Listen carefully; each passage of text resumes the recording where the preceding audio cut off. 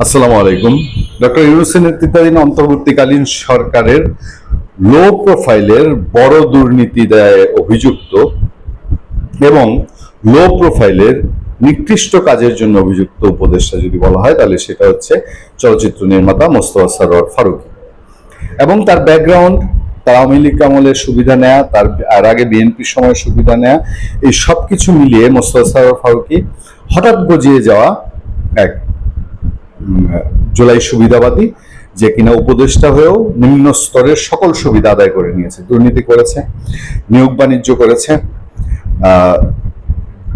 যে অনুদান দেয় সাতপাঁচ করেছে, এবং আরো বৃহৎ পরিসরে বললে জুলাই জাদুঘর নামে একটা বোগাস জিনিস বাংলাদেশের মানুষের কাঁধে চাপিয়ে দেওয়ার জন্য ইউনূসের সাথে হাতে হাত মিলিয়ে যার পরনাই চেষ্টা করেছে। সেই মোস্তফা সরোয়ার ফারুকী বাংলাদেশে ভেগে যাবেন, এটাই স্বাভাবিক। এবং এই মোস্তফা সরোয়ার ফারুকী আওয়ামী লীগ আসছে এই গুঞ্জনটা যখন শুনেছে, যখন থেকে আওয়ামী লীগের ঝটিকা মিছিল বেড়েছে এবং আওয়ামী লীগ খুব দ্রুত সময় এখন ফিরে আসতে পারে, শেখ হাসিনা ফিরে আসতে পারে, সেই সময়ে তার অস্ট্রেলিয়া চম্পট দেয়। তিনি অলরেডি অস্ট্রেলিয়া চলে গেছেন, আমরা তার বিমানের ফ্লাইটে ছবি দেখেছি। তিনি তার শিশু সন্তান সহ, তার স্ত্রী অভিনেত্রী তৃষা সহ তারা অস্ট্রেলিয়া গেছেন।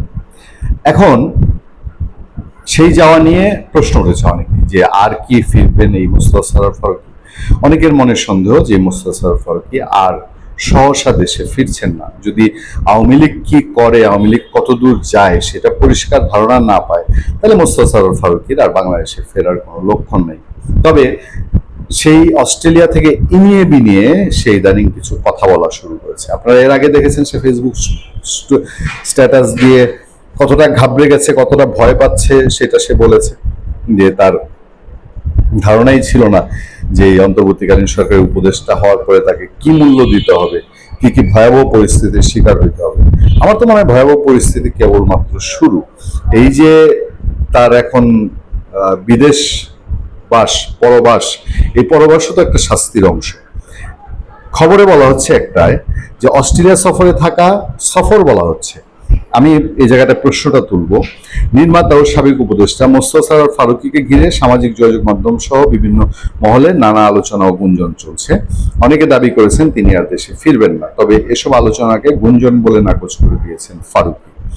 আচ্ছা, আমি প্রশ্নটায় যাচ্ছি। এত আলোচনা হলেও নিজ থেকে ফেসবুক বা অন্য মাধ্যমে তিনি কোনো উত্তর দেননি।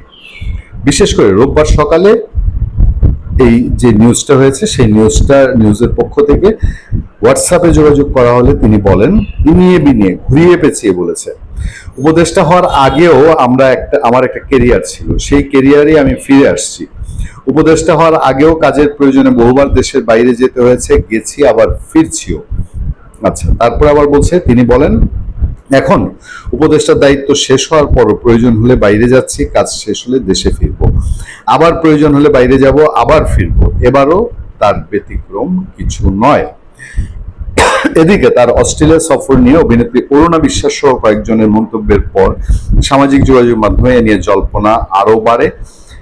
তবে ফারুকী বলেছেন তার এই সফর সম্পূর্ণ পেশাগত প্রয়োজনই এবং দেশে না ফেরার গুঞ্জনের কোনো ভিত্তি নেই।